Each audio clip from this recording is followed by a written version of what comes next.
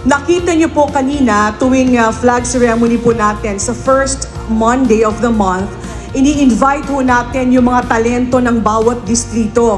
We have to empower them. Kailangan makita natin mismo na ang husay ng kultura ng lalawigan ng Laguna. Dahil sisimula na ho natin sa Disyembre ang Pilgrimage Tourism, Bukaltuti. At dahil dyan, ang bawat simbahan itatampok natin dito sa lalawigan ng Laguna habang may mga awit, mananayaw at pagkain sa bawat lugar na yan, iimbitahan natin para sa turismo ng lalawigan ng Laguna. Sa inyo po lahat, maraming salamat sa isang buwan na pagturing niyo sa amin bilang kapamilya. Magandang umaga po.